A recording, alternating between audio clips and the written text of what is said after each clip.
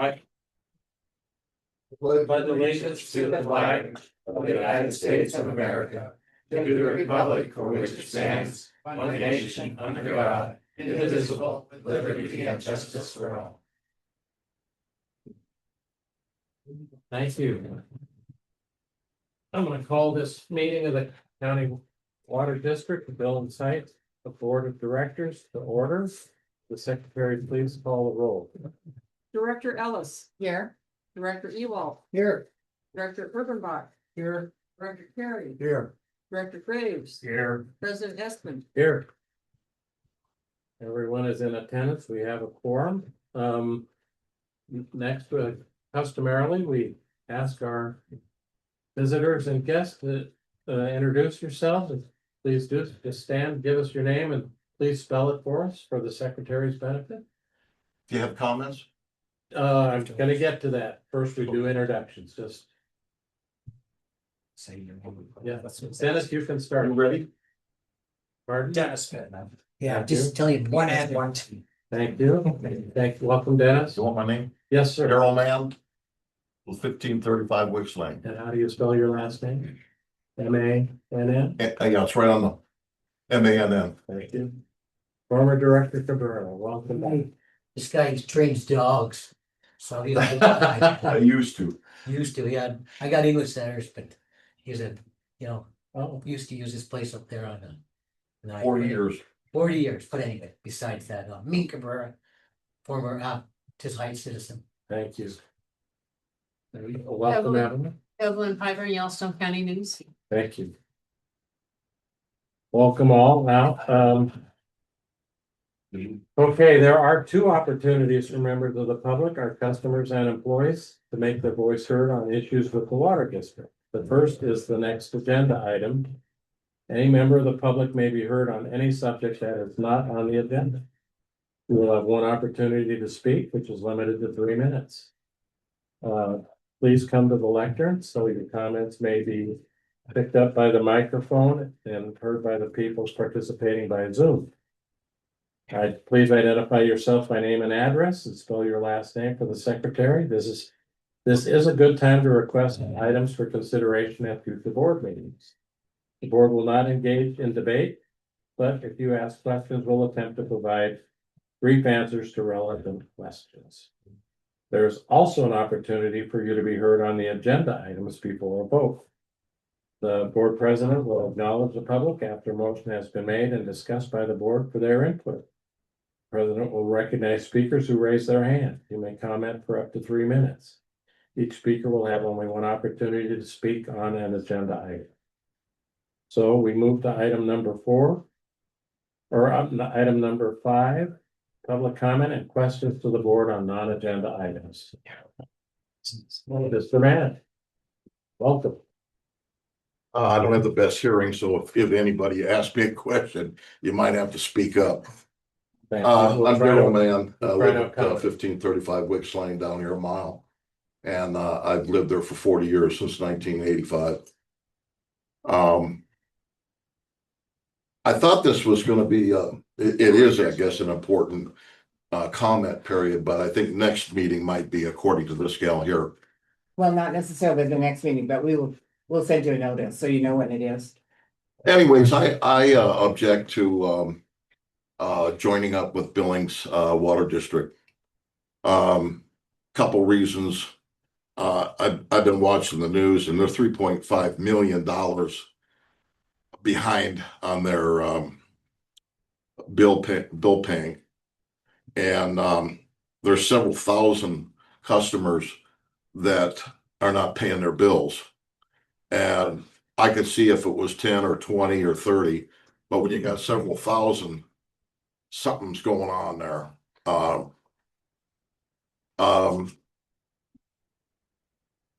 It just seems like if the Heights were to join Billings, and this is just my opinion, just seems like it would be a what do they call it,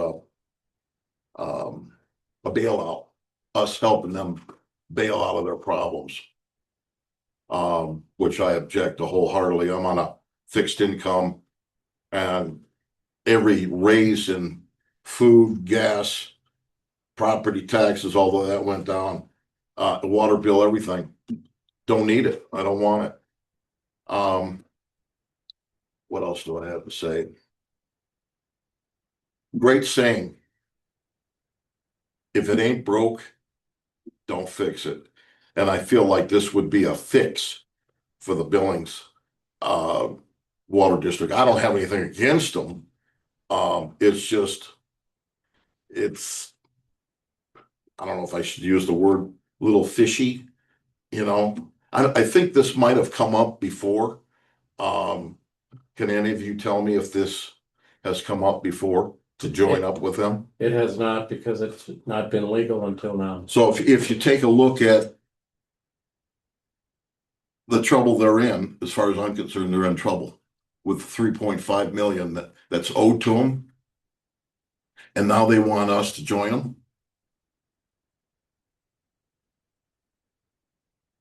We don't know if they want a signature. Thank you very much, Mr. Moran. Okay, Appreciate well, the thank you. I'm gonna comments. leave. I want to go watch Trump on TV. Yeah, we Y'all will, have a good evening. we will have plenty of notices, plenty of meetings, and plenty of opportunities. Okay, Probably yeah, to no. comment after, I might show up basically the same, say the same thing. that's fine. Thank you. This isn't gonna Thank happen you. overnight, that's for sure. Thank you very much. Further comment on non-agenda items from the public? I got a few. Former Director Cabrera, welcome. Thank you for all you guys' work. Merry Christmas. However, there's a few things that I'm a little bit concerned about is the fact that we have committees, subcommittees, where we have a full quorum and the public is not invited to them. When you have 3 members of this committee on there, that should be noted by the public. That should be an open meeting for all public members. Am I right on that, Chairman? No, sir. No, you're not. And I'll tell you, there was a recent case Thank you very much. on Appreciate it. that. Do you want to? Well, yeah, I want to, if you wouldn't mind. Yeah, go ahead. no Go ahead. problem. Don't let me interrupt. No, I want to hear the answer. Yeah, on that, I will. please. Okay, go ahead. Tell me what your answer is. Oh, well, there was a case that was brought in Helena against the legislature. They have committees, as you know, and committees can't take formal action. It's been customary up there for the caucuses of the committees, each party, you know, to take a break and then go in a room and talk about the bills that they're gonna be taking action on. And it's been customary that there was less than a majority of the committee in those caucuses. But that, okay, So, thank you very much. I see where you're coming from. But at the same time, I think that we need to get a clarification on that, whether there, some committees, when half of the board members are there, that they can do that without public knowledge on that to be looked at. they can't take formal action, that's the. Okay, thank you very much. Okay, the other thing is, I've got another concern in regards to the consolidation studies. I know I brought this up where in your letter, President's letter said that we paid 100,000, but I've never seen a record from the city ever paying them. And the fact is that Morrison Merrily is the city's contractor for engineering at this point. I can correct you on that, Mr. Director Cabrera, former director. When we put out the RFQ for preparation of a new PER and CIP, one of the firms that contacted us was HDR. They said, well, we'll talk it over and call you back. They called us back and said, we're not gonna submit because we are the engineer for the city. HDR. HDR, and we feel that would provide But us a conflict. But of when we interest. when I was going to these subcommittees, the only ones that were there were Morrison and Maryland. We never saw HDR there at all at any of the meetings, and that should be concerning. So that's the one thing, and I'll just finish, and maybe I'm wrong and I'm not. But the third thing that I want to make up on these consolidation meetings, you're doing a good job, Chairman, but you're appointee of the city. So obviously, there is a conflict of interest to have you on the consolidation committee when your whole idea is being appointed by the city to be on that board, on that committee to do that. I think that is illegal, and I think that it's a conflict of the interest of the Heights Water Board at this point to take a look at that. So those are the things that I like to look at. And the other one is your letter was very good. I saw it, I read it, but the fact is, you mentioned that you wanted to take the reserves of the Heights Water Board, which is, 9 million, and already put it into consolidation and fix things that you haven't even voted on in regards to the rate studies or anything else. But the way I'm looking at it right now is no matter what we do, you guys are going to push this through the consolidation. And without the vote of the people here, we had a person here just now talk about he doesn't want it. I got more people that do not want to be part of the city at this point. But it's going to be pushed by you guys, and by the way this letter is reading, that's what's going to happen. And there's nothing that can be done at this point because of the fact that that's where this board is pushing, especially, but you are the appointee of the city and you should not be on that committee whatsoever. That's all I have to say. Thank you, Director Cabrera. Thank you. Let's see. First, the item about who is the engineer for the city, that is HDR.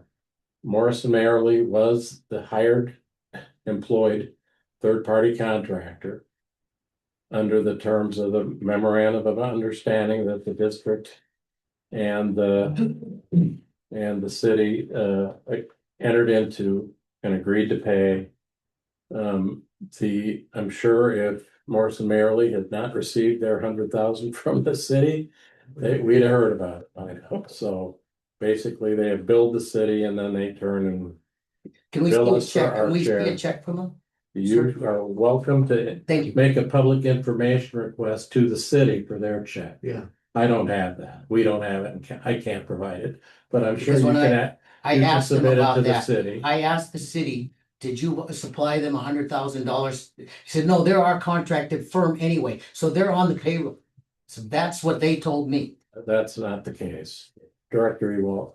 So at those consolidation meetings, HDR was never there. Neither was Interstate Engineering. Oh, what a surprise. The engineers from both sides, neither one was there. It was the two committees, the city's committee, the Heights Committee, and Morrison Merrily. Yes, And that's what it was. Had nothing to do with HDR, had nothing to do with Interstate Engineering. And who is who runs the Morrison Merrily, and those guys that are part of the city are part of that engineering firm that have done all the work for them, sir. So you know that. That's the problem. There's a conflict there. And we've got These are They IT work for people. us. Yeah, Morrison. Morrison Merrily is our email vendor and provides other services to the district. So that they're our contractor too. I mean, in fact, Morrison Merrily was the engineer for this district up until about 20 years ago. So, right now, they get contracts where they can. They are not exclusive to the city, and that's all I can respond to there. In terms of my position on this board, I did, when the law was changed by the legislature, following the 2023 session, I think, wasn't it? 21. It was 23. passed in 23. No, we're together. Some friends I have were elected to this board, and I contacted them and I said, the city's got a position. I was thinking about applying for it. Can you use the help? And they encouraged me to seek it, so I did. Why did I seek it? Because I felt I was qualified for the position under the terms of the statute, which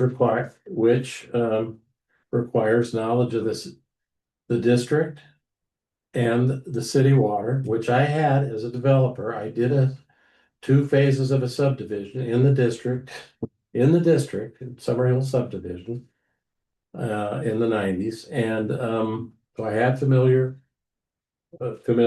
with that from working with, Duke back in the day.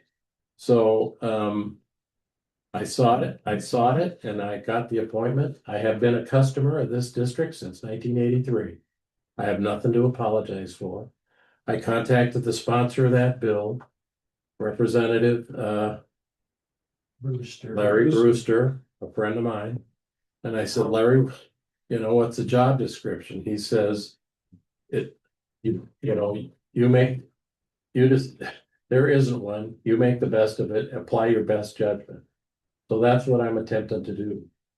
I, like you, are a commercial property owner in the district. I've got 3 parcels in the district. And, I've been vocal in terms of issues that involve commercial customers of this district, which have had issues, as you know, over many years. So I'm just trying to do an honest job. I have not received any marching orders from anybody. And I don't, at this point in my life at 73, I'm not gonna be taking any. Let me make that clear. I'm gonna do the best I can. I'm 1 vote of 6 on this board. I vote last because I want to give a courtesy to the people to vote first.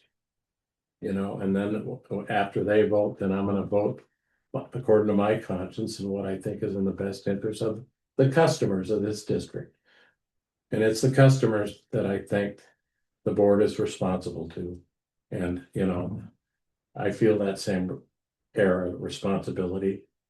I got here in a different fashion, but that's all I can tell you. I just wanna make, That's, I have no ill will towards I know you anybody. don't. Yeah, We're so I'm just trying to, acquaintances. We're from what I'm seeing it acquaintances the and same way. we've had a good relationship and I Yep. hope we can retain it. So thank you very much for letting me respond. Further comments from the public? So I wasn't going to speak, I was just going to observe. My name is Dennis Pittman, I'm a Heights resident. Have 2 of my properties actually in this district. I assume office again on January 5th with the city. Almost half the council, over half the council is brand new. And so all I would ask is that we have a fair, honest, open discussion as to these are important decisions that our community is facing. I've noticed sometimes it's real easy to almost gaslight and get people worked up on one little quote or something like that. But I think the more we stay focused on what's ultimately going to be the best result and not come to any pre-designed conclusions before we have that conversation. I know a majority of the council that are coming on are brand new and know nothing about this and are very curious to find out what are all, besides the headlines, what is the reality of what's happening with this district, with the city, with the water bills. There's a lot of unknowns that we were privy to before this, and I think we're very open to exploring this and making sure that the public is involved in the most open, honest, and transparent way possible. And I look forward to working with all of you as well and to learning more from you and hopefully we have a mutual conversation. So thank you. And I respond to one of your Yeah. remarks. Sure. So the water bills and the, 5,982 customers that are behind is a concern. Right. I was in that category myself. And I've got 6 pieces of commercial property. So that obtain water from the city. So I spent a lot of time. And I went through and tracked my volume and tracked their bill over a 6-month period from the time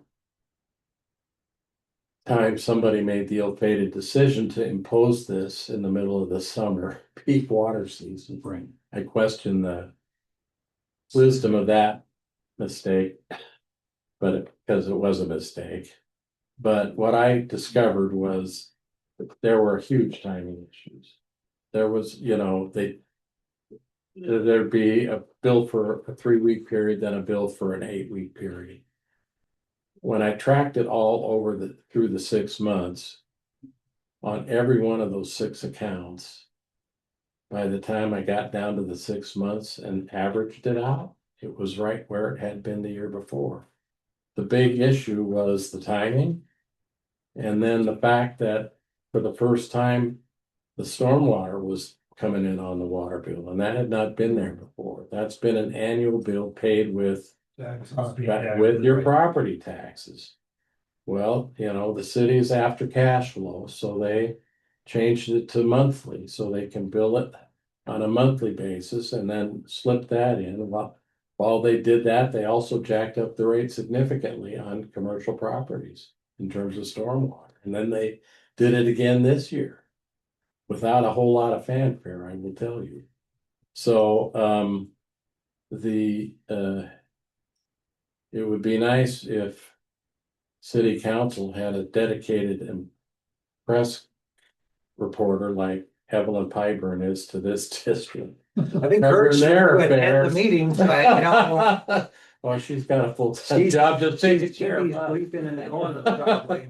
So, But, you know, Right. when I got through all that, I figured out, you know, I'm where I ended up where I should have been. It was just all the screwy bills in the meantime.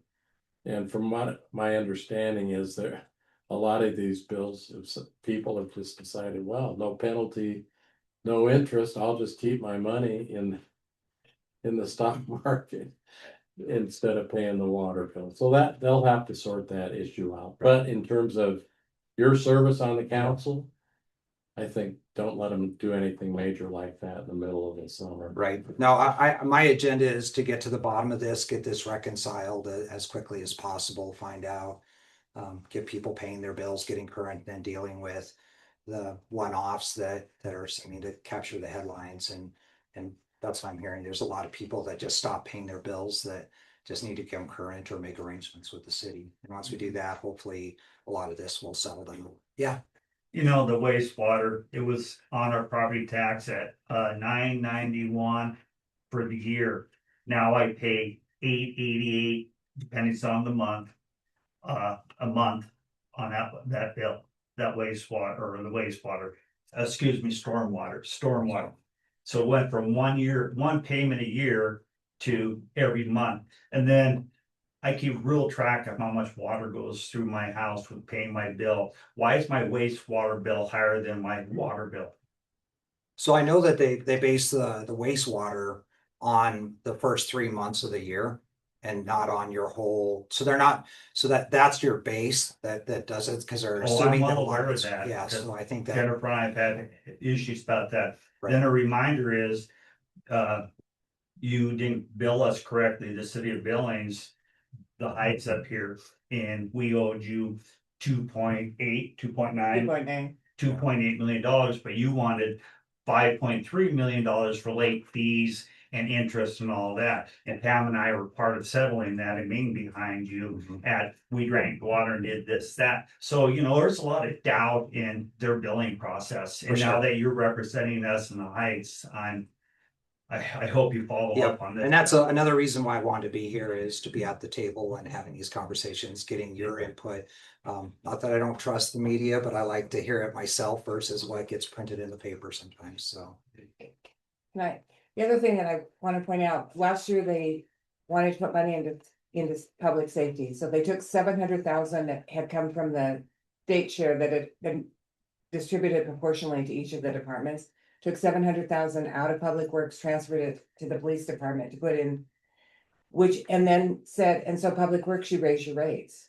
So then they got mad at them and made them stick at a 0% increase. Now this year they want to cut their rates in half. It's just not doable. You can't go zero and then cut their rates in half. I'm really upset with the council because I think the public put a lot of money into the police department. Yes, they can use more, but stormwater is a public safety issue too. And so is water. So I think that was a backdoor tax increase on the ratepayers. And the proposal that they brought forward this year would have increased the fees $500 on the average home over the next 5 years. $500. That's a function of that 700,000 they took away. A 1.4 million over 2 years. It's not sustainable. Well, nothing is sure in life except death and taxes. Thank you very much for being with us. Yeah. I'll Yeah. leave some of my business cards. You guys will have my phone number and everything if you need to reach out to me as well. Does it change? Leave these. Nope, everything's the same. Nothing has changed, so I'm still in your phone, I'm sure. All right, thank Thank you you. very much. Dan. Okay, item number 7, approval of the agenda. Director Terry. Mr. Chairman, I move for the table of the agenda as written. I second it. A motion has been made and seconded to approve the agenda. Is there discussion? Seeing none, all in favor indicate by saying aye. Aye. Opposed, nay. Motion approved. Next item, approval of minutes. You want to do them all at once or take them up one at a time? I'll make a motion to approve them all. All three Yep. sets of minutes, is there a second? I'll second that. Motion by Ewald, second by Carrie, is there discussion? Discussion, comment from the public? Seeing none, all those in favor of approval of the minutes? All three sets indicate by saying aye. Aye. All those opposed, nay. Motion adopted. Consent agenda. Number 9, is there any request for separations? Director Ewald for, I'd like to separate, or I'll just ask a question, I won't separate it, but I wanna. Once we decide if there's any separations, I wanna come back to page 20, income statement. do you want to, No, don't separate. it. are you gonna direct the question to the general manager? Yes, sir. Why don't we do that during the general manager's report then? Okay, Okay, and then it'll keep us moving along. Director Ellis. Well, I have the same thing, there's some errors on the balance sheet. But do you want us to wait until the general manager's report? Yeah, since it's And- part of his report. And then the other thing is, we've got 250,000 coming due at Steeple, so we need to make a motion to move that, so that should go under old business or new business. Oh, in January? Before the next meeting.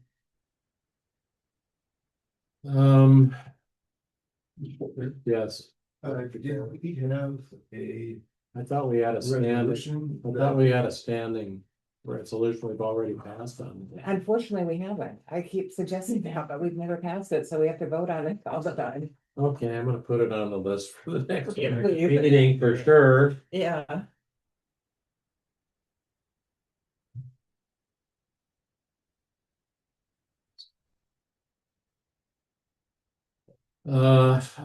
Let's bring it up during new business. Okay.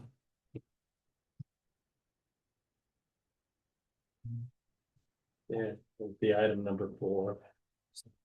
Okay, any requests for separations, Director I Ewald? make a motion, we pass the consent agenda as is. I second it. Okay. Motion by Ewald, seconded by Graves to approve the consent agenda. Is there discussion? Director Ellis? Well, I'm gonna vote no, because there's errors on it. That we can't address until the manager's report. Well. So I'll just leave it at that. Well, I think Let's just do them then and get it over with. you want to do the questions now. Let's just do. Okay. We'll I rescind my motion. and the second, so. Please direct your questions to the general manager. Okay. Well, one thing is, well, on the balance sheet, it shows that we have. 250, about 257,000, I think. In Director Ellis, what page are you on? Just so. it's page 25. Of the balance sheet, Of the agenda packet. yeah. So it shows that we have money in Steeple Money Market. But we don't, we moved that money a number of months ago to STIP, but it's still showing on our balance sheet. So that should be corrected. Yes, I saw that today, yeah. Okay, Is Ms. O'Macaulay still doing this work? Preparing these balance sheets? Doing Very the current, within yeah, bank rec and everything. it's through Black Mountain, of course. And as But she's the employee that's responsible for this? yes, Will you bring this matter to her attention and Yeah, get it corrected? Yep. I mean, I don't see how this remains. Where these numbers are coming from unless. If she's. Doing what I would think a bookkeeper should do, which is actually go to the source reports. and pull those numbers from the source reports before entering them into the Black Mountain. Mr. President, Director Carey. up on top of the balance sheet, it says for county period ending 11/25. Well, we moved it several months ago and it doesn't show in the November Stiefel report. It, What page is that on? That's 25. Stiefel would be down below. The steeple's way down. Just about halfway. Under Yellowstone Bank. Steeple starts on page 33. On 33. Yeah. What is the Stiefel here? Yeah, I don't see it in the Stiefel report. right, That's a good question. Are they going to the source reports to enter this data? So. Let's try to get that straightened out, Mr. General Manager. Yep. the Director other Ellis? question I have, which I've brought up over and over, but. Our board policy is if a board member has an objection to paying a bill, it doesn't get paid. And I objected and you objected and it was paid to Raft Ellis. We have yet to receive an itemized bill. Which Raft Ellis apparently says they don't do, but I've never heard of a professional service company that doesn't itemize their bill. Just to put down who, the person's name and the number of hours and their rate per hour is irrelevant. The board needs to see what they did for that work. They charged us $34,000 and we've yet to get a bill that we've asked for. So, I know that Director Carey has agreed to contact Andrew and deal with that, but somehow it just can't go on. I don't know how we remedy it. Well, I do know that the general manager needs to follow board policy. But Jim, I did get a question. So I have asked Andrew about this. And he said that their company policy, when they do billing, they do not break it down like an attorney working on a contract of sorts, or the engineering is very detailed. So this is one project to do something.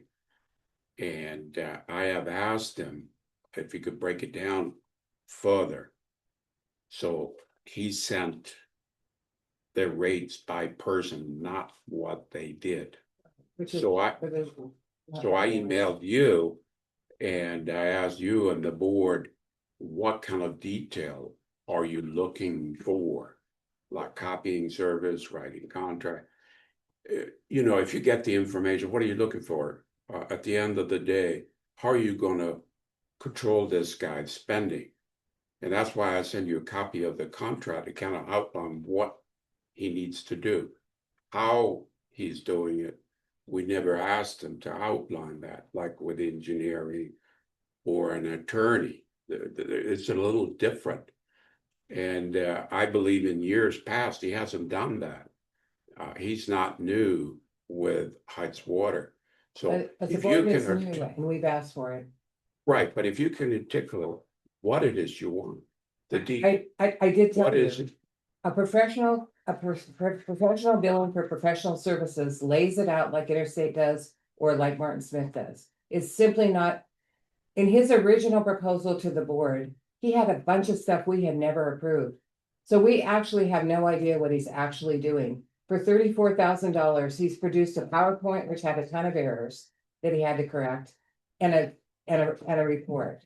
That's all we've seen for $34,000. We need to see a bill that says how much time went into each what he did on throughout.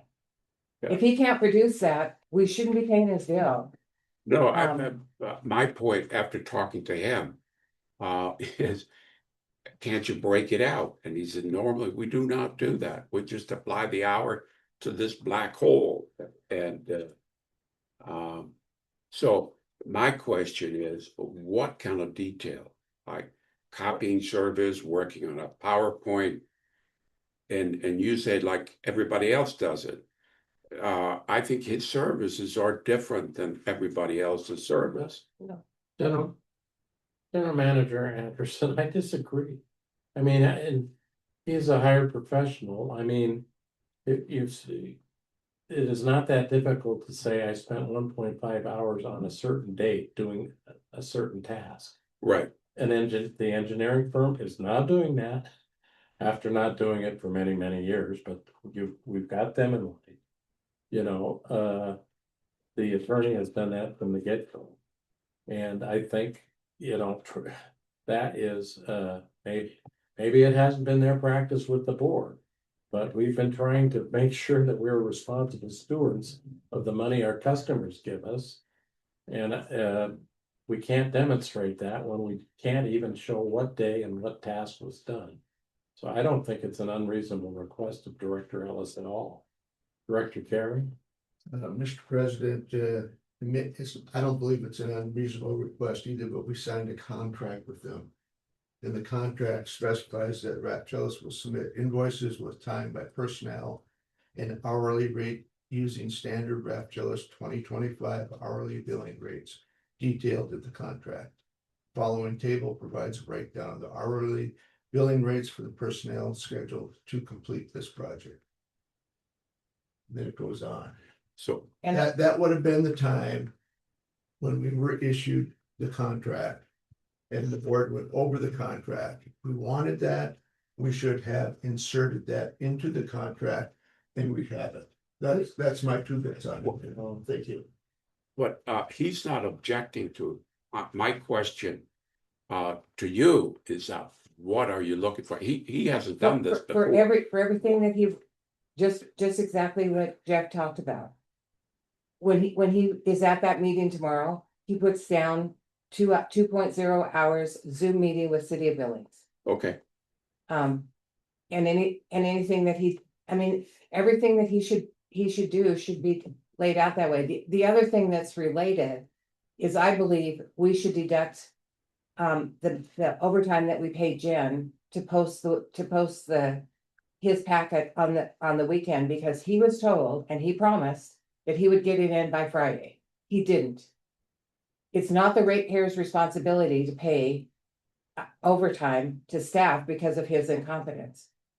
I mean, it's a minor part of his bill, but he should be paying Jen's overtime. He created it, not. It's not the responsibility of the ratepayers. but anyway, he is not objecting. The question is what the information. We just told you. Will- We just told you. He We, writes down what he did, what day, what time, and what task he was working on for each. right, Items. that's no problem. I will get back to it. Date, That time, shouldn't be a task, problem. that's it, pretty simple. Detailed tasks. Okay, So- thank you very much, Do we Director want to Ellis, deal with your question? Director Ewald. Okay, page 29.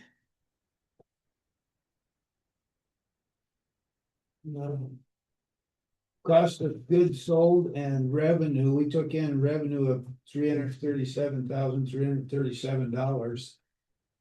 Cost of goods sold would be, was 202,972, that I'm assuming is what it costs us to buy the water from the city. Then you go down and it says water, 104,222. So if you add those up, we're paying more. Almost more for the water than what we're taking in revenues. I don't understand where those numbers are coming from. Okay, to address the first 202,000, if you go to, unfortunately, this page number did not work out. Yeah, your colored one, Yeah, well, that doesn't correlate exactly with it, but it's kind of close, but it doesn't have the Right. 100,000 in there. so my email to you is that what I'm doing on this sheet is I take what we actually purchase times what we are paying per 1,000 gallon. So the November sheet, the P&L statement for November, more reflect on what actually happened. What you see here is we actually got the bill in, and it doesn't reflect the revenue at all. So this is misleading. And I So- mentioned that to you, and hopefully if we get the new auditor, we can come up with a cost study, the standard cost study. Because we know how much we're paying for and we know how much water we buy. And now board will have a more accurate financial statement. So that's So- on a net income of minus $156 for the month. But okay, so the second item, the 104, that's the operating expense for water. One is administrative, so the servicemen and that sort of thing. It really has nothing to do with water, buying water. It's not a water expense. So what is it? It's the a account, it's the operating fund. expense. It's The account fund. servicemen, the trucks, Okay, electricity. I'm gonna make a suggestion. Okay? Any bookkeeping system with a balance sheet like that, you should be able to run a transaction report that details all the components of that $104,222.61. Why do I know that? Because I spent a great deal of time doing that in the last month. This asked my wife's questions. So I would like you to get those transaction reports prepared. So we can verify what the $104,000 is and just send them in an email to us this next week. Okay, Should be pretty straightforward. right, and it is. So if you go back to that color sheet, Well, the color sheet is just data entry by you. no, That doesn't tie necessarily to the actual books, which is what you just got done telling us. the 104,000, it's everything on that color sheet with the exception of the water. I want to see the actual books, not a data entry sheet. The transaction report. These come from exactly the same source. Well, let's. So anyway, there is a Just detail. asking for the source. Yep. Mr. Anderson. Director Ellis. So I have another question. So the $1,891.97 refund from the Montana State Fund. Has that been deposited? Are you back on 25? Page 20? I'm on income statement 20. I've got it under page Oh, okay. 29 from. the income. 29, yes. What, say again? Was the $1,891.97 refund from the Montana State Fund deposited in the general fund? I don't think it's gonna show up there. I know that's what the amount is. I think we asked to see how much was it and what did you do with it? Cause it seems like it should be put back into the workers' compensation fund as a Oh, in addition. that fund, yes. Yeah, Yeah, so that we know yeah. how much we paid for insurance over the year. yeah. This is a workman comp deposit. Yes, So. I think that was this deposit back in October. Right, but was it credited, did we credit it to the? With, The insurance expense? right, Yeah, so I that- will verify that with you, but okay, cause yeah, that that seems, transaction took place. yeah, cause it seems really important that we give that credit, so Yep. we have an accurate sense of what we paid. Yeah. And by the way, every year it's been going down and down because we haven't had many bad accidents, so our experience rate, it's very good. Well, and I think the state's working hard to get those rates down so that the refunds aren't so high. Yeah. Cause those aren't really appreciated by most people to overpay. I think we've covered the waterfront here. Okay, Yeah, Now can we my move it? motion to pass the consent agendas. okay, is there a second? Director Graves? Ready to go again? Okay. Motion by Ewald, seconded by Graves to approve the consent agenda. Is there discussion? Is there comment from the public? Seeing none. All those in favor of the motion indicate by saying aye.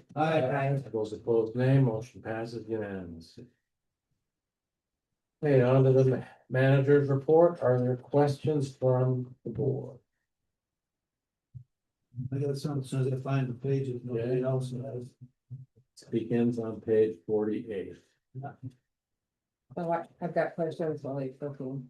Okay, So I've got, if you're ready, Director Ellis. okay, so one of the things, well, our October 15th minutes. Say that the board asked you to put the consolidation information in one place on the website. Yeah, That hasn't happened yet. no, This is December. but the information is there. It- I still didn't see the 2013 contract with the city, and You have to, did you get it up? Yeah, it was up to begin with. It was attached to the original. You just had to scroll further down the page. Okay, wouldn't it be better to do it? It's all in one, it's all one document. You have the 1998, you have the 2013 MOU. You have the letter from the city for the 2013 MOU. It's all contained in one. Could you one label- document. So could you label it so people understand that? Because isn't it labeled 1998?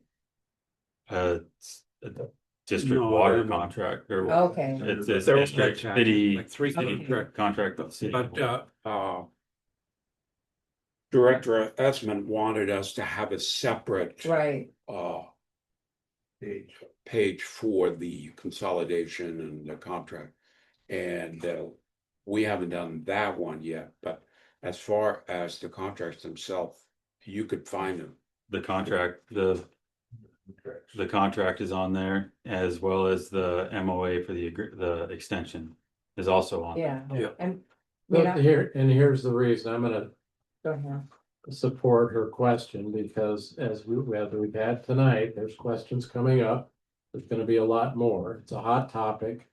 Anybody that wants to begin the study and research the Yeah. issue, and I hope there will be many, should be able to go to that landing page and see the consolidation topic and go right to it. And that's the reason for the request that was made now 2 months ago, October, November, yeah. So it would be nice to get that done. I think the board's been pretty patient. But, there's a limit to patience. Further questions? Josh? Would you send the documents that you would like contained in that page? So that when I make the page, I can put exactly what it is. If you want, okay, I'll run that. I'll put a list together, I'll run it by the board, and then I'll send it to you. That's Thank a you. Good request. Yeah, I was gonna have Josh put in the original agreement with the city in that. I think, That work I think order. he's indicated it's in there now, it's just not under a But that- separate, easy to find Right. heading. But that So, would be the number one. We'll get to work on it. Thank you. Director Eagle, you. Okay, so what I you just, want? I'm just bringing this up so it gets noted in the minutes and noted on video. If you go to page 57 on the agenda. It's showing the second connection with the city. And if any of you ever studied the size mains we got running around this heights, the big problem is mains are too small. And so it's causing problems on fire flow and things like that. So we're coming off of the city's 12-inch main on the opposite side of Wicks Lane with a 16-inch going into our vault. And it's kind of up in the air right now whether they're gonna come out with a 16 or come out with a 12. But then they go out of there and they come back into Inverness Avenue or whatever, or lane or street. And that's only an 8-inch main there, and so they're hooking into an 8-inch main. And then that goes back to our 12-inch. Yeah. So The- I would like it to be noted that that should be a complete loop of 16-inch, no less than 12-inch. Because if we put it in at 16 and that ever had to be expanded, we never have to go past that T. Because this is new, it's all done, and a 16-inch will flow water both directions in that 12-inch on Wicks. And a 12-inch would probably work too, but as long as we're doing it, a 16-inch would probably cost on that job, it's just material, it probably costs like maybe 20,000 more, maybe not even that much. The real factor in construction is excavation and labor. So So, I'd like some support from the board on that noted, so that it doesn't get put in and hooked into an 8-inch main. Frank, as I mentioned to you yesterday, this is not final drawing. I know, And you will have an opportunity to look at the final product. But we're not expecting to vote by the board to look.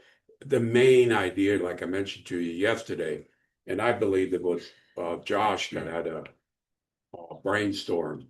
Why don't we just run the 16-inch straight and go over and under with it? Well, I thought it was brilliant. So we will continue with that 12 or 16-inch right through that meter box. That's what you're talking. and come all the way around and Right. hook in Yeah, to Inverness But and then more of back that- to our 12. more of that later when we have the drawing. So you will have the opportunity to look at But it. if it's not in that box up there and it's not in Carolyn's minute reports, then nobody ever said anything.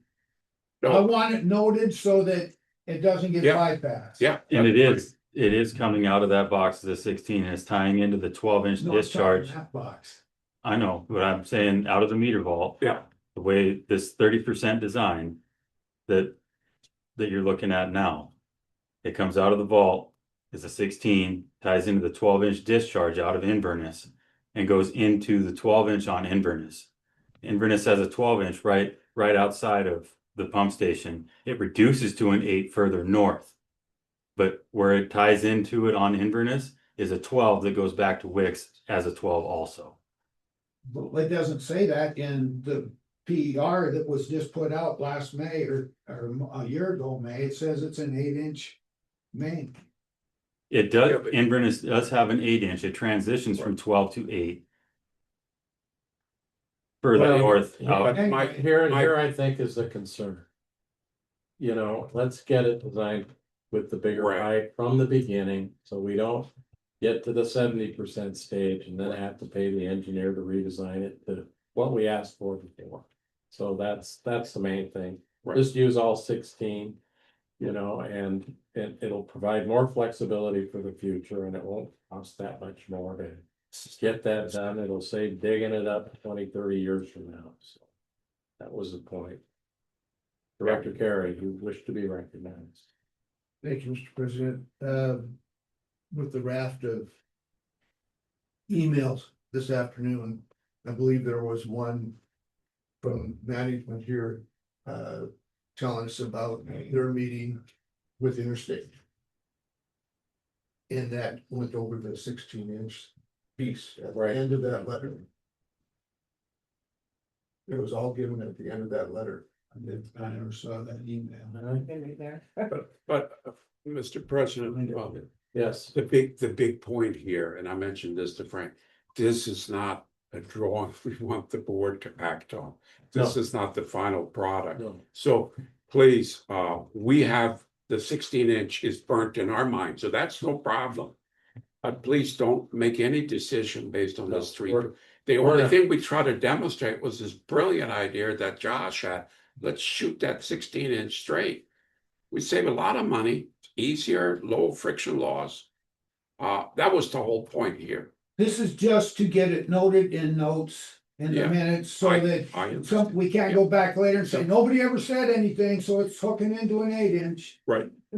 No, we gotta put, okay, well noted. so, okay, then we just want, we have your promise, you're gonna communicate with your Yep. state engineer, that's what we think. Okay, further questions? So I'd asked, you had sent a letter to the board saying that we had a formal demand letter from the insurance company of the customer whose house was flooded and and I had just asked for a copy of that the board get a copy of the demand letter. My concern being that the board should know what's being said in case it escalates into something further. Okay, the copy that I sent to the board was a rejection letter the customer received. That was well over a year old. That was not a demand letter on us. Okay, I thought you said that the insurance company her insurance company had sent a demand letter. Is that not? No, that was a letter that was sent to her rejecting her claim. Okay, I Yeah. misread that then. And it was well over a year old. We had to have conversation, and we had conversation on the board level too on this. And it's very unfortunate, but very, very, very unfortunate. Thank you, Director Ewald. Okay, I got one more item and it wasn't in your report at all. General Manager, it came to light on the insurance company that you hired somebody on the 1st of December. And are we an equal opportunity employer? I hope so. If we Yes. are, then that should have been advertised. Was that advertised, that opening? It should, any government entity should have to advertise an opening if you have for employment. Right. That's how you become an equal opportunity employer. Right. And a director. Well, no. Send me that information. And Director Kerry.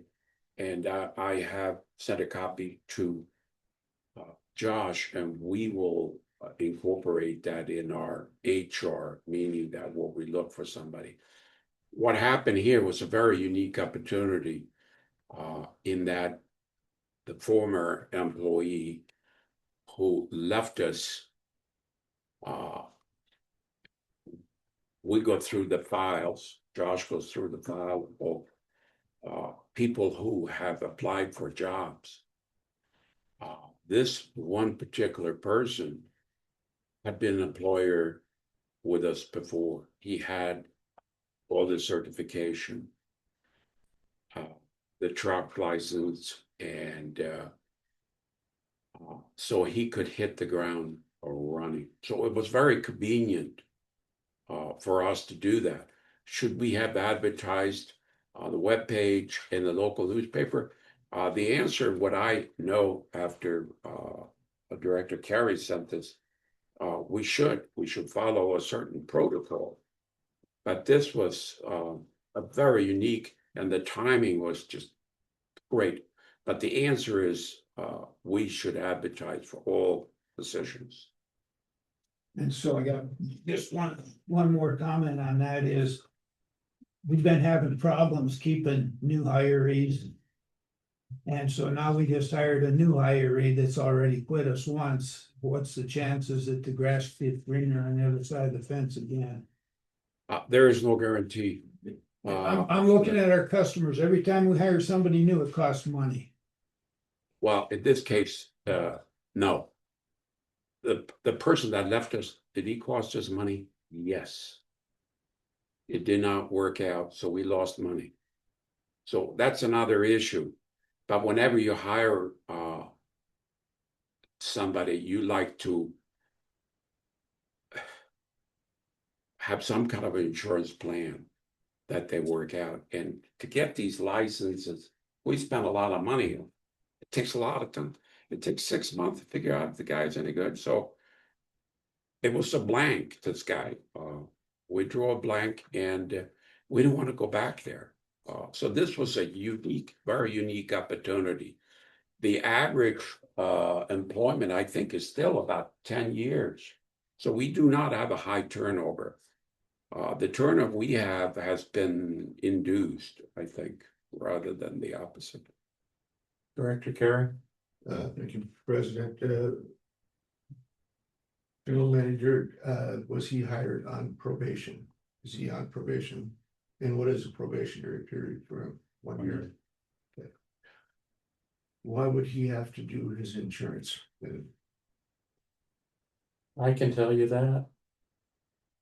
Director Erpenbach and I discovered at the time we were executing the new contract with Associated Employers Group for our new coverage, that the district has had a policy of providing insurance for new employees from day one. No probationary period. That has been customary in this district, which shocked me. It's not Because you have people come and go, like the person that just departed. historically how it's been done. Yeah, so we were faced with a deadline to execute that document. It had been the historic practice of the district. Director Erpenbach and I did not feel that we could take it upon ourselves to impose a new probationary period without the action of this board or your involvement or knowledge. So I executed it, but we have made a mental note that this needs to get remedied in the future. You know, and I do also think, you know, just in terms of employment practices, you know, we should be thinking about some kind of a workforce study to see whether our employment needs are level throughout the year, which is how we pay right now and how we employ.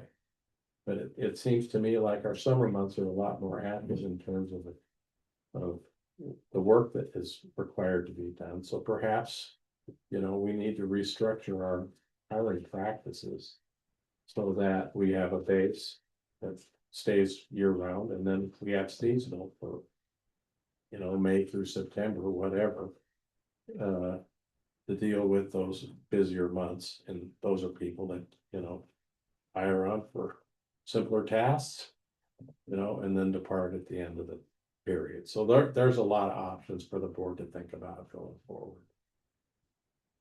But I'm sorry to report that bad news to you. I was surprised. Well, I was surprised because we were just rewriting the employee's manual. And in the manual, the existing manual, it says they're on probation for a year. That's just what Josh just said, 1 year probation. I wanna know what that means. Well, that's a good question. Now, what, If they're getting benefits from day Well, one. we have an opportunity within that year to figure out if we want to keep your. no, what's the 1 year probation? Why even put them on probation if there's no stipulation to it? Because they still have to acquire a CDL and they still have to pass the distribution certification exam. And he's got that. He has that. So putting him on 1 year probation, is there anything to it, or this, he doesn't get any less money? He's already on insurance. What's the stipulation of having a probationary period then? He said- By our policy, he gets 75%. And he doesn't qualify for holiday, for the vacation time, and he can be dismissed without cause within the first year. That's the definition of probation. And that's what's in our policy. That's what I wanted to know. Yeah, a normal company has like 3 months or so, so 1 year it's a biggie. But like Josh says, for us to educate train these guys and bring them up to speed, it takes about a year. And it takes us a year if we, when Josh make that decision, as a kind of a group thing. It's not just one person. So running a water district is somewhat of a team sport. It's got to click. We got to work together. But the policy is that 1 year probation, which I think is very long.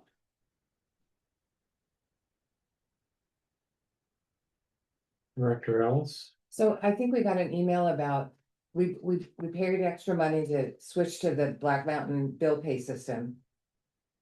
When I got the email, I can't get on, and now the whole bill pay system just says we'll be back. Yeah, I saw that. Well, I checked it, and if we can show you after the meeting, but you must have some issue there with your Okay, so machine. it's working for other people? Oh, yeah. Well, I've got a VPN, so sometimes that files stuff up.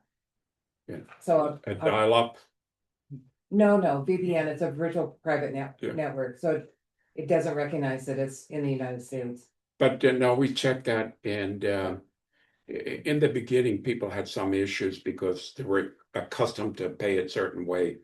But as you know, that portal now gives you a payment history. You can look at things, and our goal is to have a chart showing you consumptions, and that's but our goal is to, like your power bill, I think they do that. So you can see some trends. And hopefully, if we can implement this new cellular telephone, the cellular meter system is one thing, but the software that goes with it, it's incredible. And that will even further Yeah. make it more convenient for the customer. Yeah, let's check. Yep. We can politic for that issue later.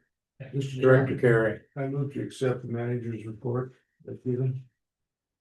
I'll second it. Discussion about, we haven't generally done that in the past. Yeah. His report is his We report. need to move on. I think we can move on. Can Thank you. I just find out though, do all the vehicles have GPS units installed there? Well, we're gonna get, that's an old business. Okay. So let's get, let's stick to the agenda and get moving. Okay. Yep. We're an hour into it. Okay, board committee reports. Item A under 11 old business. Consolidation study, committee report, Director Ewald. No change since last board meeting. Just waiting on response from the city on, AC pipe, what they find out about that, because we have about 50% AC pipe. They're also checking in onto the cost of meters and how that'll work. And a few other things, there was an email sent out, and there's one on the desk out here that explains the whole thing. So right now, we're just playing a waiting game to see what happens. I called Chris 3 days ago. City 5 manager. days ago, and he called me back and said he was gonna get with him that next day, and I haven't heard from him since, so. Thank you. Director Ewald, GPS vehicles policy. You give us an update on installation. I think Bo put in his manager's report that all the trucks and his and Josh's vehicles all have them installed, right? Right, and the two Freightliners is the only thing Freightliner, left. they're next. But And those plug and play or those hardwired? no, Those are gonna be Hardwired, completely different. yeah. And he's got the equipment to do it. He's gonna have to take some time. He's not sure yet. He's gotta get one down there and Yeah. Have we got a He made, invoice from him yet? Do we know where we're? he invoiced every, yeah, it's about $70 a unit. Yeah. So So we owe him that's, now. We just don't wanna run past our budget. should be 700 if he put in 10 Right. units. yeah, No, he didn't put in 10 yet. no, put in 7. 7, so it. And we found one, Gotta have his budget left, so we should be okay. yeah, one was we bad. found one that was failed, so that he had to replace it with one that he had. So, well, I don't know, if we gotta send that back to Samsara or. I'll probably have to, he'll just have him mark it. Yeah, I have it in my office, Okay. unless it disappears. Okay, so, and I see that you did a check the other day when the roads or streets were really bad. And you showed all, Yeah, it's where you fascinating, traveled and how long it took you and, fascinating, yep, yeah. so. I checked it today too, and I caught myself speeding this morning Oh my God. at the airport road coming down the hill. You know, you have the wind in the back and then down the hill. And it was, well, what was it, almost 70 miles an hour, Yeah. and it's like 50 there. 50. And it Person's showed always that, free to waive his own privacy. now it's fascinating, I did some other studies, too. And you could download it to your, Excel spreadsheet, so I can run certain ratios, how many average miles, how many stops and all that, so fascinating. So Good. once we have like a That's- month worth of work, we can take a look at it. Okay, that's the report on the GPS. Sounds like it's working. Thank you. Employee handbook committee. Who's gonna give that report? Director Urquhart? The committee went through it and we rewrote it. We passed it on to yourself and then you sent it to Associated Employers. And they have some review notes that they just sent back to us today. So we're talking about meeting next Monday and going through the notes and getting ready for the meeting on the 29th. 29th on our scheduled work session, okay?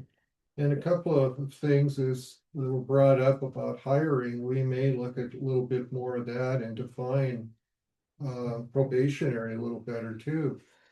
When we sit down next Monday. Thank you for your work. I know you guys have put a ton of hours into that, thank you. City rate negotiations, Vice President Kerry, you wanna report on that? What- Mr. Chairman, nothing to report on as of yet. Yes, Tomorrow, what time is that meeting? 8:30. 3:30. Will you, send send the board a report immediately after that meeting, so if there's a decent offer that. You know, we might feel like accepting, we'd be able to get something noticed up and. Try to get You it bet. handled. I'm trying to be optimistic. Yeah, it's Christmas, so. What's under the tree? Mr. President, Yes. I don't know, Doug, if you saw that response from Jennifer about the meeting. When was the response? This goes back a Couple- week or two, a couple of weeks I'm ago. sure he's I had think- time to see. Yeah, We don't yeah, need to cover it here, okay. because we do have a lot of business to get through. Okay, the. RFQ for the audit committee report, and we have an action item. We're an excellent committee and we'd like you to compliment us for that. Yes, Yeah, we only had one applicant and it was Stroman Associates. I'm not totally clear how you pronounce it. I think Greg and I both felt really positive about them. We reviewed they had a very complete application. We reviewed their engagement letter, their contract. We both downloaded sample audits they've done. We talked to Paul Strom just a little bit. And I'll grant you, we gave them a perfect score. Because compared to everybody else, they were absolutely perfect. We talked about reducing the points on the projected completion date, because their completion date is well beyond what we have in the RFQ, but on the other hand.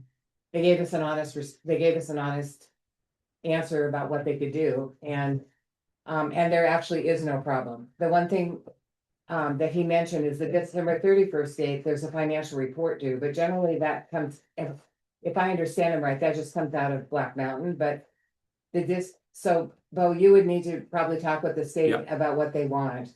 Yep. And if there's difficulty, then you'd have to apply for an extension, but it shouldn't be, but Yep.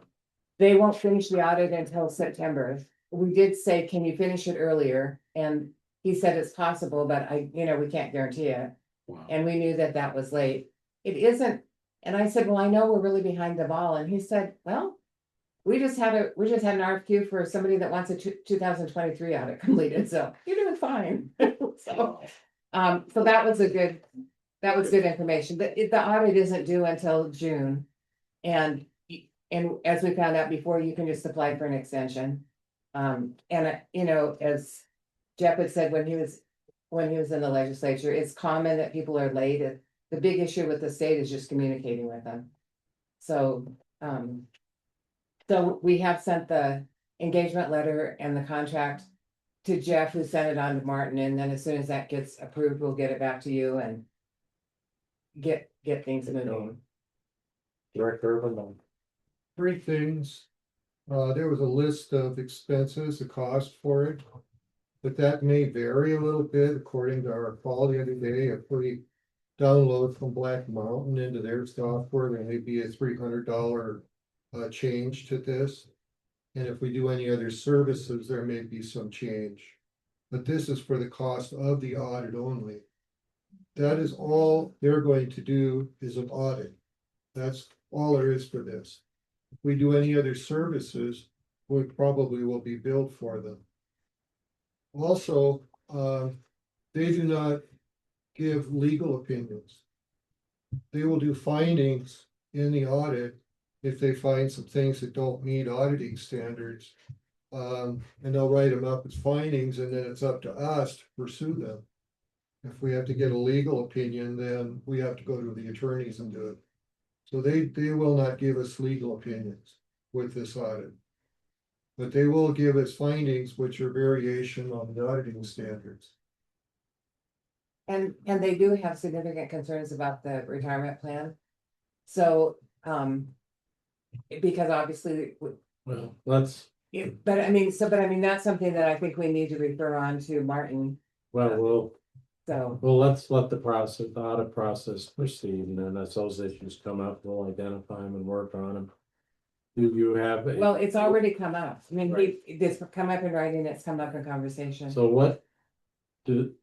So we needed the year end, the fiscal year 2025 Right, financial report or submitted by the end of by December December. 31st, yeah. So, General Manager Anderson, would you please put some time in to verify its accuracy? Yep. Before you hit the send button.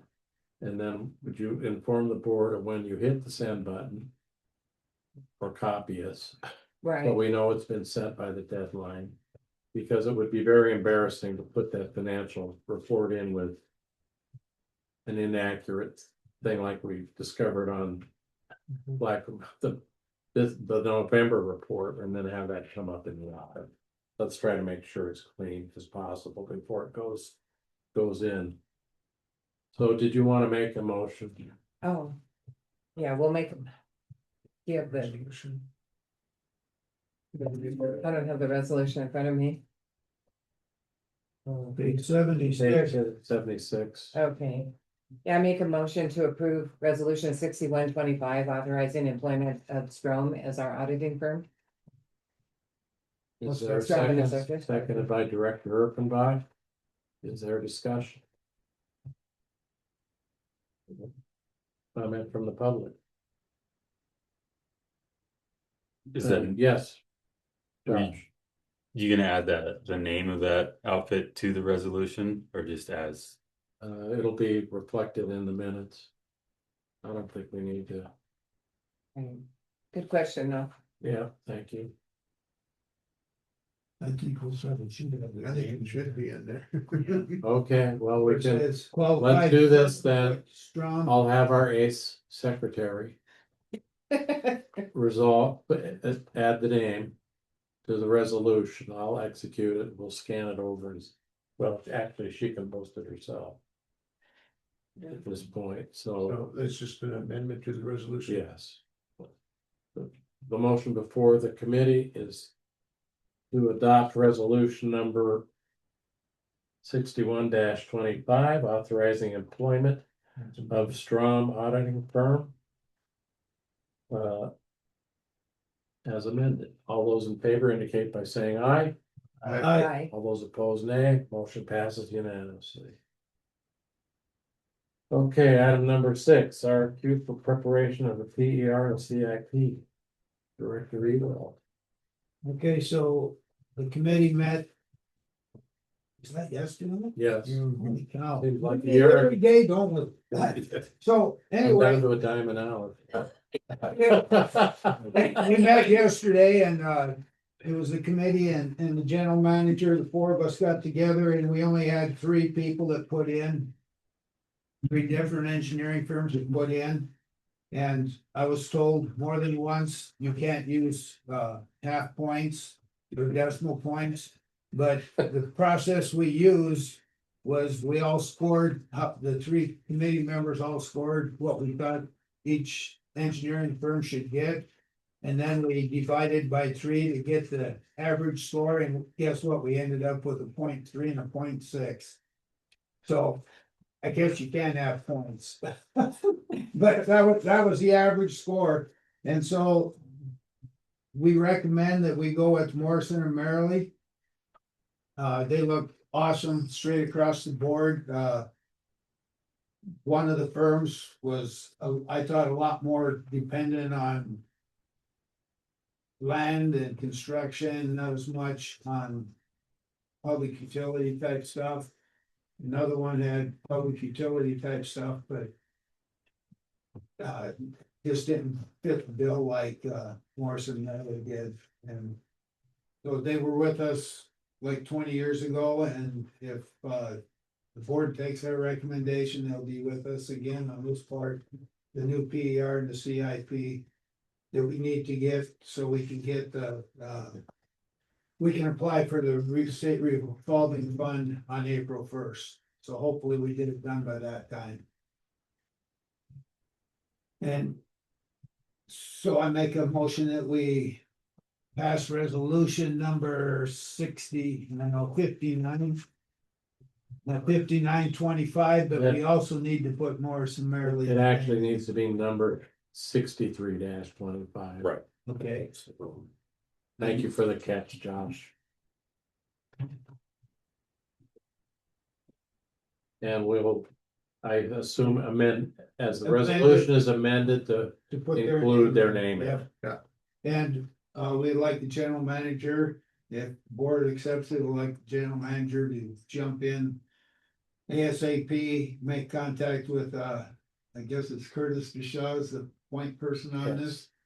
And let them know that they've been awarded and ask them if they can get the ground running, even though it's almost Christmas time. Tell them they got 10 days before Christmas, they should be able to get half of it done. I do Can we want do to thank, this? I do want to thank the general manager. Who sat in on our review and offered constructive comments in terms of both the process. You know, and the candidates, so that was helpful. Yeah. And I want to appreciate the director pointing out that, you know.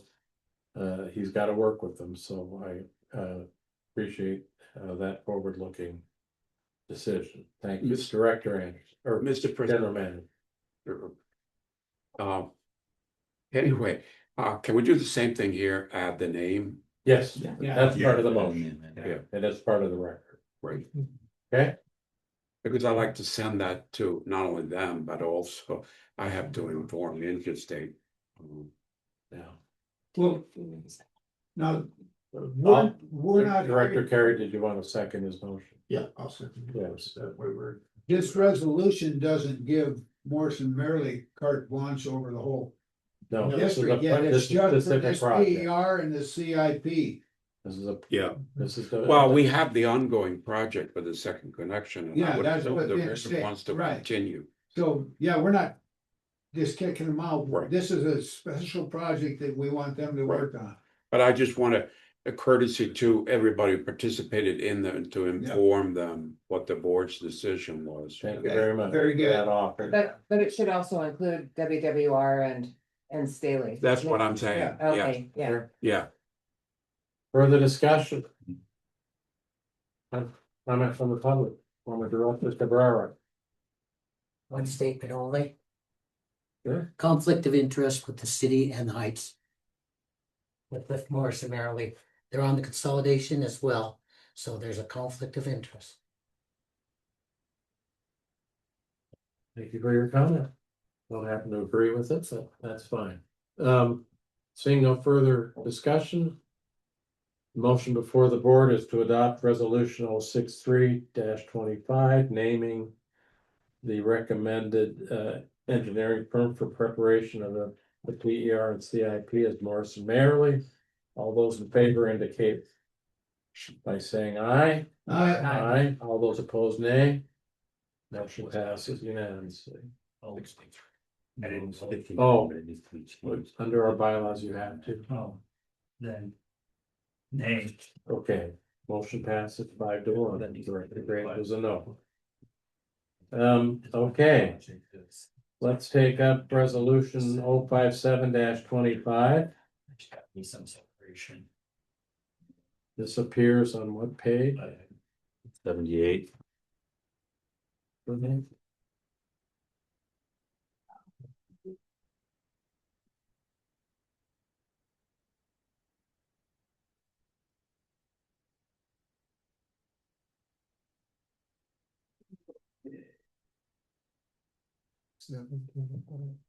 It's fine.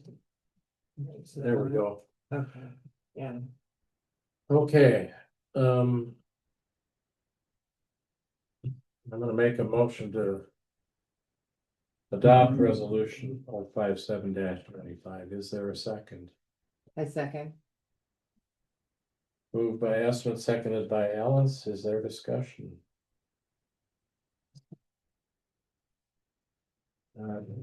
Members, I just, up until, this recently, only adopted resolutions were showing in our, were contained in our printed book and then on our website. I think it's a mistake to have things that were not passed appearing there. I don't know the purpose of having things that, you know, died on the table or didn't even get a second appear there. You know, that kind of information is contained in the minutes, does not need to be on the resolutions page.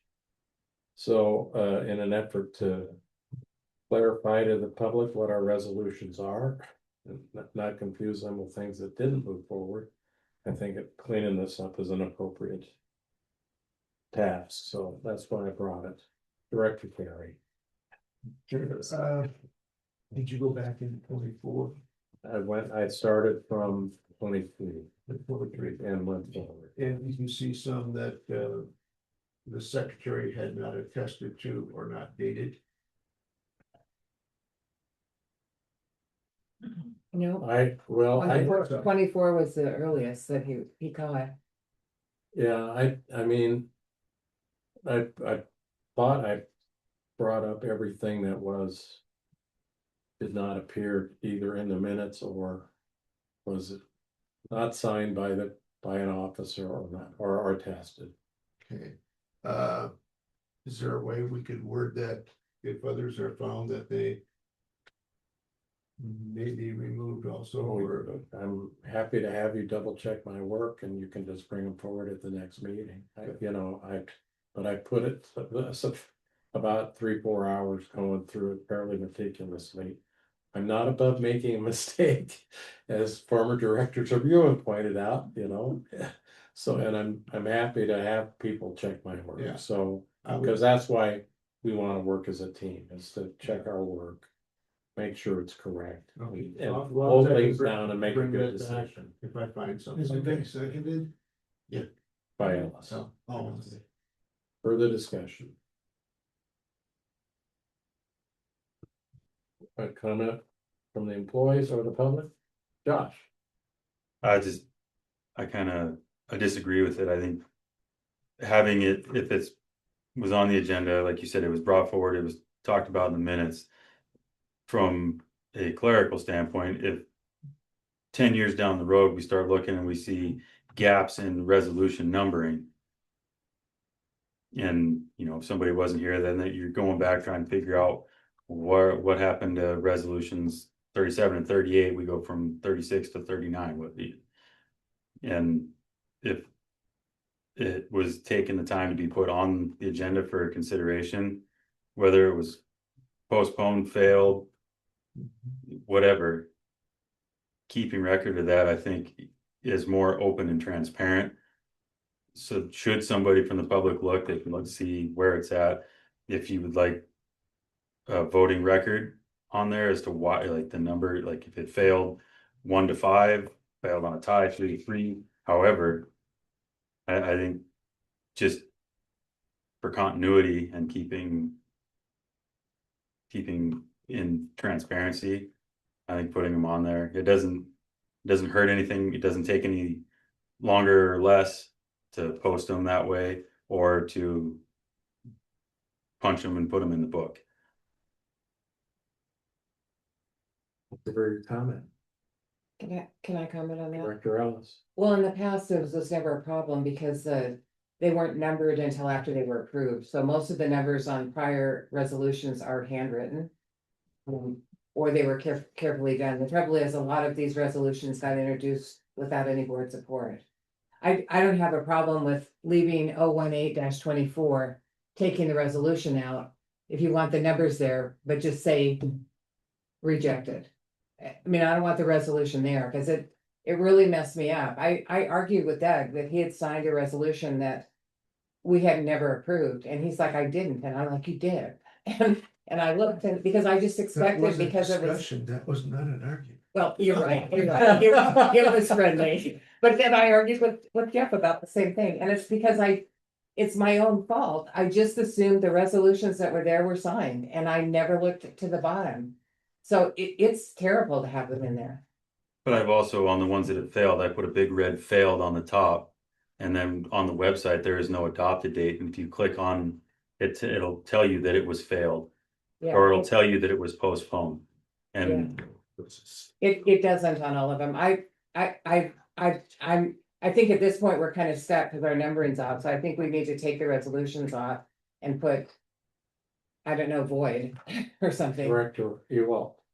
So I think Pam's probably pretty on to that maybe just leave the numbers there and just put failed, but I don't think we should be assigning numbers to any resolutions, just leave it blank. And if it passes, it gets a number. If it doesn't pass, there's no number, then you don't have that void of spaces with numbers. That number can be wrote on by hand at any meeting as soon as it passes. We can work that out between the secretary and myself and future agendas, if that's the pleasure of the board. I see heads nodding, so we could go in that direction. I would like to point out, one of the resolutions that was in this. Where's back there? Is 008-25. And I don't know how this happened. But what is posted on our website, it reads differently than 008-25 that was brought to this board in February or March of, no, it was in February of 25. It was a motion I made to defer that resolution. And that passed, and then this pops up and it worded differently than the resolution that was presented to the board. So I'm wondering, who changed that resolution and when was it changed and why was it changed? Would you care to answer that question? you said, Which 008-25. Because this board never voted to buy that equipment. That number never appears before this board. And that's to do with that form. Never. I think it has to do with our.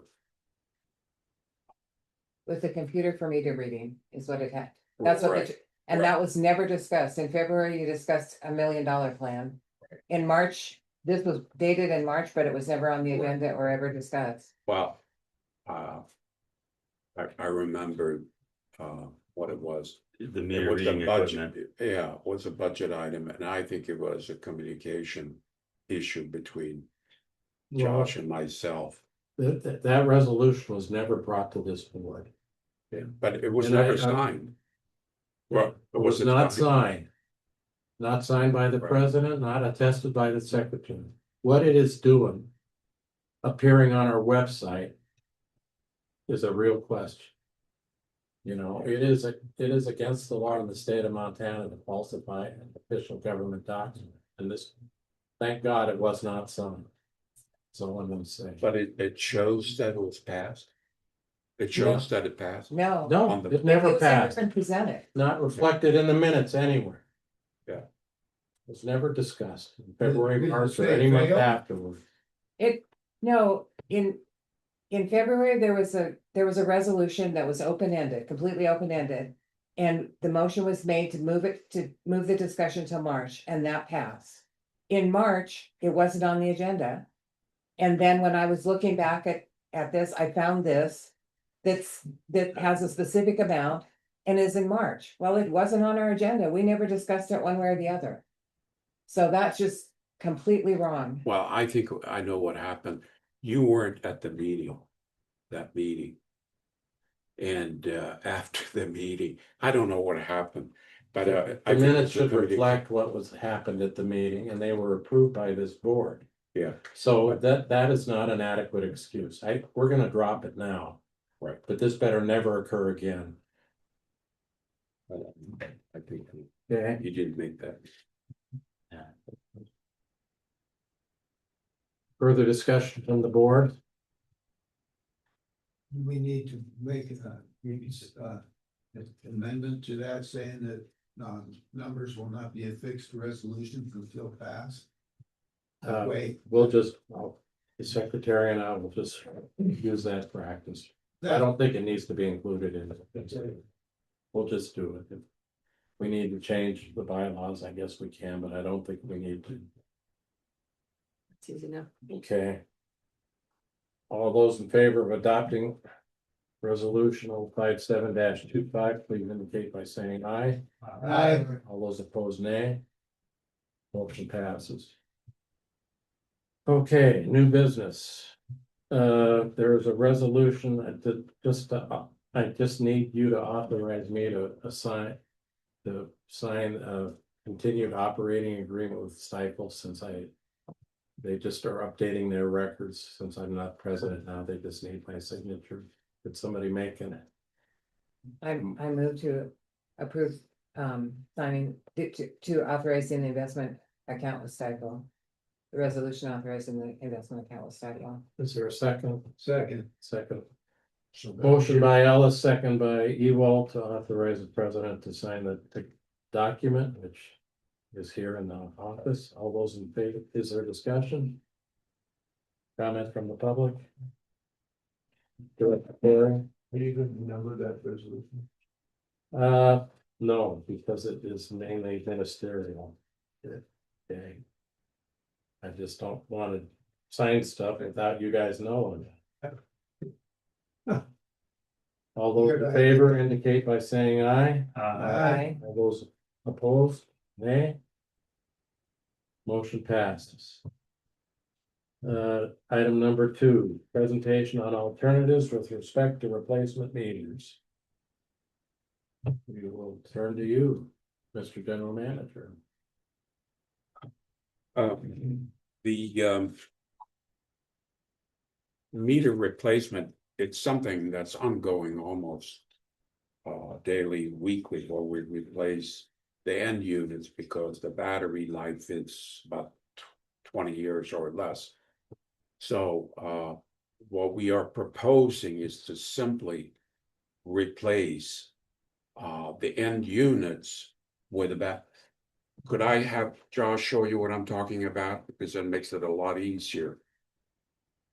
If you don't mind. You can show them what we have now. Okay, so you got water meter. Encoder head is this part. An endpoint. On the old ones, it's all one line. It's not changeable. So the stuff that we're having to replace that I have to order consistently is endpoint or encoders and endpoints. What we were talking about with cellular would be, instead of ordering this endpoint, which is just your standard radio AMR system, going to an AMI, which is cellular, instead of having to order these two every month for the replacement, I'd be ordering these two every month for the replacement. So upgrading to the cellular, we're having to change out the electronics either way. The old ones the batteries are dying out. They're not sending out reads anymore. So they have to be replaced one way or the other. Bo and I's conversations, instead of putting in old technology, which is going to continue us having to drive around, pick up the reads, if we start implementing the cellular, this sends out a read 4 times a day. They go that head over there. This plugs right in. Same thing. These connectors, they screw together.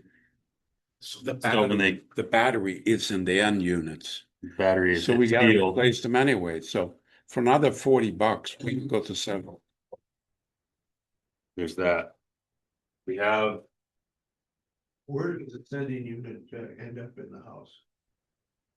So, wherever they can fasten it. right.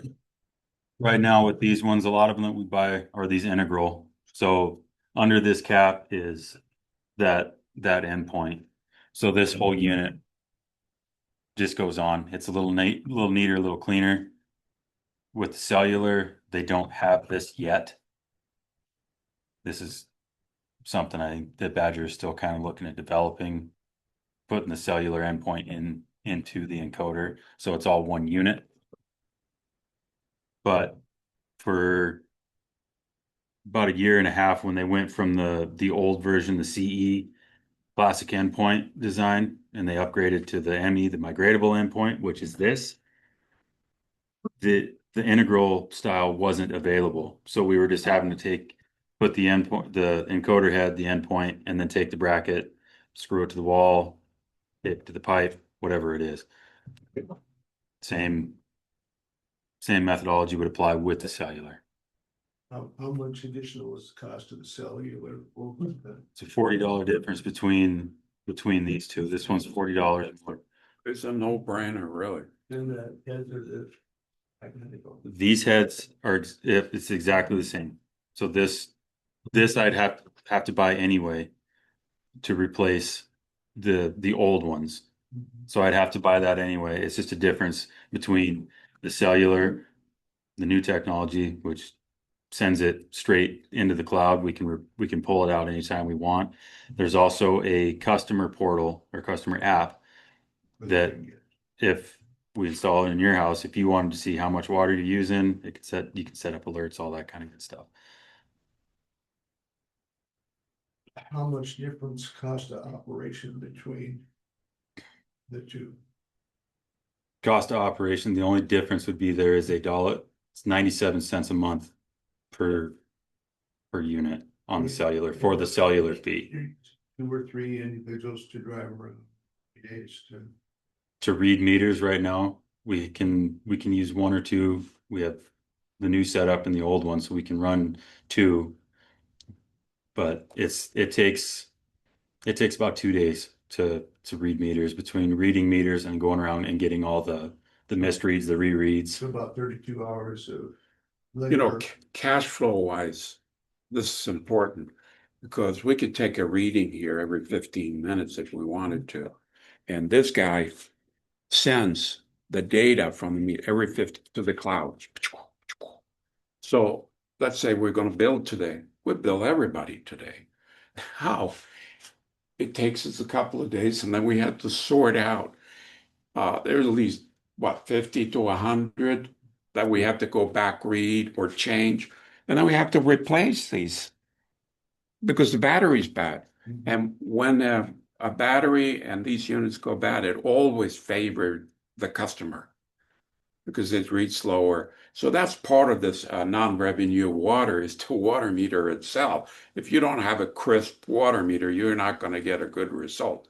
Well, the part that wears out is Well- not being replaced by this. The part that wears out is the little disc in the bottom. Well, this, That's what wears. If you look, Let's there's be honest. it is a moving part in there and it's driven by magnetic pickup here. And the all electronic is here. Electronics kind of does not wear out, but the battery and So full implementation of this is gonna cost $72,000 a year. At $12 a meter 79, I think. times 6,200 meters. That's a lot more than 32 hours a week in the short run. My big problem with this. Yeah. I'm on a city water meter now, and I can, with their, what you call antiquated system. They read the entire 34,000 meters they've got with 10 endpoints. right. I can get that excessive use with the Right. old technology, Right. and it is not $72,000. And the city of Billings pays 63,000 a year for 35,000 meters. We would pay 79,000 for 6,000 meters. It's. I just don't think it's justifiable. Director Ewald. How much is the head cost on that meter? 183. The cellular 183, head the part- regular one of 140. The- It was about No, the part that screws onto the meter, The encoder, the encoder, how much does that cost? 80, eighty, $83, $85. And, but there's nothing wrong with that. No, Okay, so Badger makes a splice kit that goes in that line. That's- It costs $5 for the splice kit. that's the difference. It's not, That's the same stuff you got, he told me. I went and talked to him. I know, And he says, the splice kit, you just cut the wire, you splice it, and you just have to put the end point on. You don't have to do the top part. And that's the flaw that Badger's got, is that's hardwired in. If you go to Neptune, Neptune, the wires go in and they're screwed in with a screw. So that they just unscrew the wires and take them out and replace the end point. But they make a kit that I think he said it was $5 or $5.80 or something like that. That's completely waterproof. You splice the cable, stick the pieces in there, and it's done, just like the telephone systems work. Saves you $83 every time you do that. Well, no, not 83, because that's gonna be $5 and some cents, so it'd save you $75 at least. right? But like I say, we're just, Bo and I are trying to look to, Future. It works on all those endpoints. All you do is splice that cable in there, put that piece on there, and you got it. right, but when you're replacing the old integral ones, there is nothing to splice. It's all put together. If you're on these ones, the old integrals that are out there, Are those out there compared to the ones with the two? quite a few. Okay, well, then that's one of the So drawbacks on it, but you still gotta replace. You save money on the other ones that you don't have to do that to. some options that are out there, the right? problem we have, okay, is that we're running out of batteries, so 140 Batteries and the endpoint. correcto mundo. You don't have to replace, they help to replace. These are It's probably- 143, we have to replace the battery, correct? So same battery, hook it up. And we are on cellular You know, connection and while we're studying consolidation, if that occurs. You know, it's gonna require changing the Neptune meter. well, the Neptune will cost $2.8 million to replace. I think you highball it with that estimate, because you compared cellular to cellular. I sent you an email asking you to compare it to the current city system, and you did not provide that. What's in the quote is $460. The quote from Northwest Pipe had all of it lined It's up. all in there. Well, Well, I just think it's senseless to spend money on a system that may not be compatible when this is still under study. right, Let's just keep doing what we're doing, you know, but, Fair enough. and look at what. Yeah, Look at what Frank wants to do, maybe you can save our customers some money. well, in the meanwhile, we are replacing every week. We're replacing the units with the old technology. They And we went wanna- on a program replacement starting about 10 years ago, according to the audit. And we want to leapfrog beyond cities' technology to go to cellular. And you see my report from the city of Kalispell. It's similar size, and they have had tremendous success. And they also reduced the non-revenue water by these new meters. But the decision of Josh and I, we can only give you the information. What you do with it, it's up to you. But it's up to us to give you the best possible solution for Heights Water and get into the future, where the customer would very much appreciate what we're doing. How do you eliminate non-revenue water by putting that cellular endpoint? It's more accurate than meters. This old meter, we get more accurate result with this technology. You wanna put a whole new meter in everything in. Oh, no, with the Neptune, of course, we cannot use the old body. But the part that wears out in an existing meter that you use is the disc that turns as the water flows through. The only thing that goes bad, of course, is the battery and the moving part in the meter And itself. you're not replacing that with this, what you're proposing. We're not doing that. So then it's not gonna have any impact on non-urban water. Well, No. You could also replace with an ultrasonic version that has no moving parts. But you're talking about some $400. See, right now, every day of the week, we are replacing the end units at 143. I would like to see you start tracking your employees' time and their tasks and show us how many hours they're spending turning off meters, turning them on for non-pay. Right. How many hours they're spending replacing meters. I'd like to see Yeah, the 40 hours they're being paid for each week. Yeah. But they're spending their time on. We have not had any kind of analysis from you. No, it's a very of that, valid and I think question. that's a fair question. Absolutely. Absolutely. We can hire somebody to do it if you don't want to do it. But I would like you to. do it. Well, if you want to have a board committee No, reviewing No, we it, can hire somebody. There's professionals out there that can track. yeah, but we are capable of doing that, of course. Anyway, any question other than that?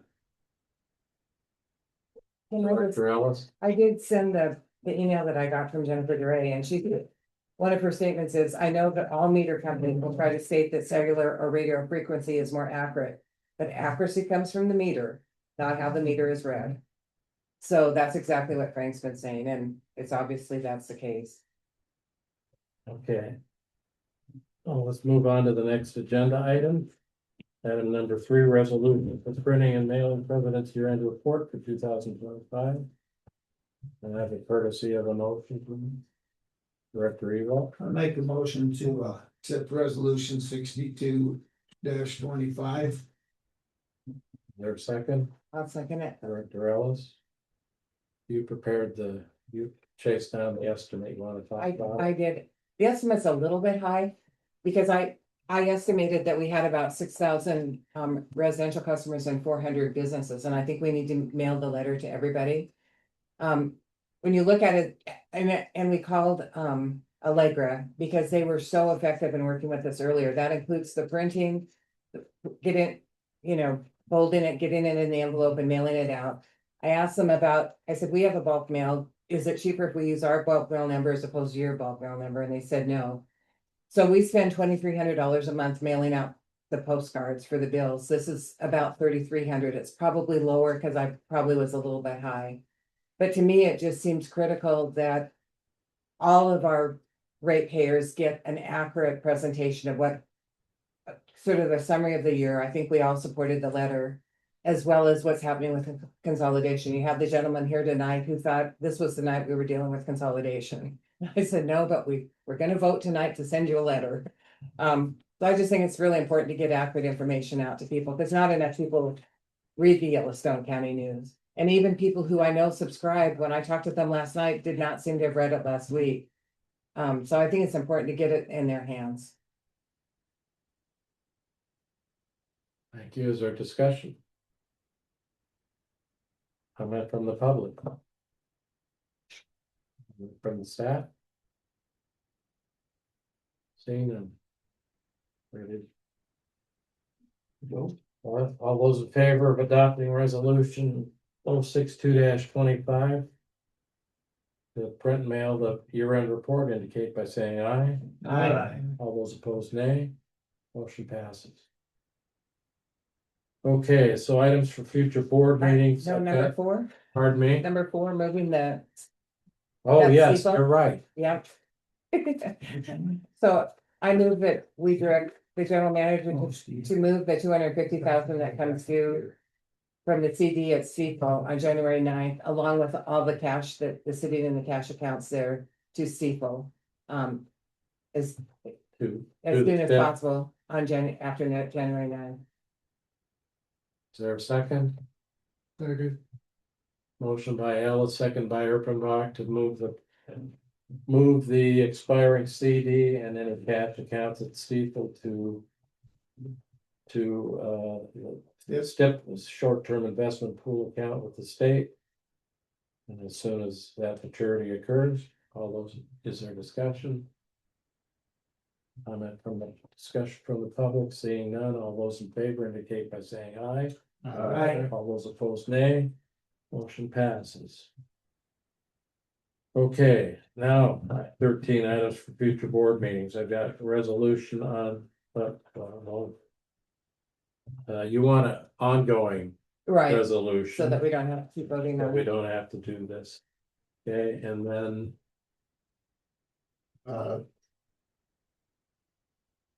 we'll probably have the employee manual. That's gonna take some time, so I'm gonna Right. keep the agenda short. And we'll also have, I'd like to have anyway, policy written, not policy, but, All those employment employment policy. guidelines.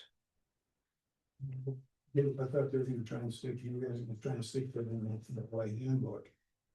That's It pretty, needs to it's be a in pretty- policy, yeah. it's a pretty long policy Yeah, and it doesn't, should. Director Carey, I'm gonna just suggest you might wanna work with our team at Associated Employers. We get a certain amount of consultation with them for our, under our annual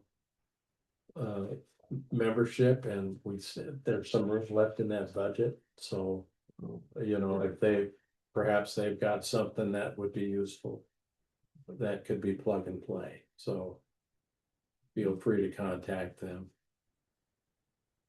And bring it forward and we'll fix up the agenda quickly in January, so. Okay, if you think of anything else, send me an email, the same for you, Josh and both. I do got one Yes. thing, that Yes, new service truck that we ordered from Menholt, Has it shown up yet? it showed up to Menholt yesterday. And they were doing all their intake stuff and he was gonna send the invoice. Right, How do you wanna handle signing